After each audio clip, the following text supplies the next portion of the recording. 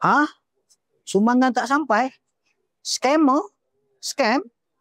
Eh, tuan-tuan, janganlah macam ni tuan-tuan. Mari saya tunjukkan tuan-tuan.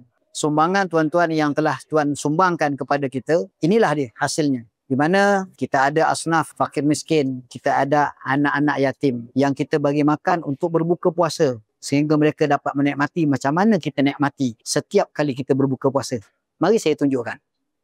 Anak-anak yang berada di tempat ini, yang mereka sangat memerlukan bantuan daripada kita, khususnya di bulan Ramadan, bulan ini bulan yang mulia, maka kita muliakan anak-anak yang mulia di sisi Allah Subhanahu Wa Taala. Mari kita bertanya anak-anak kecil ni, bagaimana perasaan mereka apabila tuan-tuan menyumbangkan makan dan minum kepada mereka, pasti mereka akan gembira. Adik, siapa nama? Abdullah. Berapa umur adik? Macam mana perasaan dapat berbuka puasa dengan kami-kami ini? Sedap tak makan ayam tu? Suka makan ayam ke makan daging? Suka makan ayam. Jadi kalau dapat suka makan ayam, cuba bagi tahu dekat kita punya penyumbang-penyumbang ni. Apa ucapan adik untuk penyumbang-penyumbang bagi kita makan iftar? Berterima kasih. Berterima kasih kepada semua penyumbang. Tuan-tuan, sumbangan tuan-tuan pasti akan sampai ke dalam mulut mereka. Bayangkan tuan-tuan, Nabi SAW bersabda bahawa sesiapa memberi makan kepada orang yang berbuka puasa, maka dia dapat pahala daripada dia menyumbangkan makanan. Tuan-tuan juga akan mendapat pahala daripada puasa-puasa mereka. Apa perasaan adik? Gembira? Gembira. Okey, baik.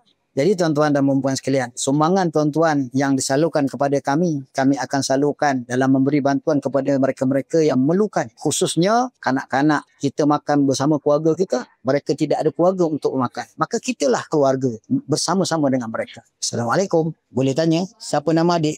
Azwa. Bila kami datang sini berbuka puasa sama-sama, apa perasaannya? Seronok. Adik berapa umur? 13. Kegemaran adik lah kalau buka puasa suka makan apa? Kurma. Suka makan kurma.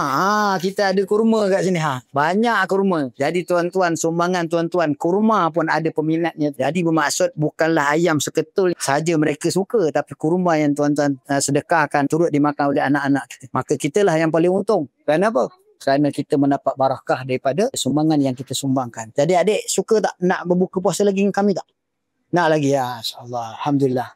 Jadi tuan-tuan, teruskan menyumbang kerana tuan-tuan sendiri melihat hasil daripada sumbangan tuan-tuan dapat disalurkan kepada orang yang memerlukan. Jadikan sumbangan tuan-tuan sebagai sumbangan harian. Mudah-mudahan Allah Subhanahu Wa Taala akan memberikan ganjaran yang berlipat kali ganda kepada kita dan juga tuan-tuan yang telah menyumbangkan dengan penuh ikhlas. Terima kasih atas sumbangan tuan-tuan. Mudah-mudahan Allah bagi kita ganjaran yang sebaik-baiknya dan Allah memberi rezeki dan menambahkan keberkatan kepada tuan-tuan.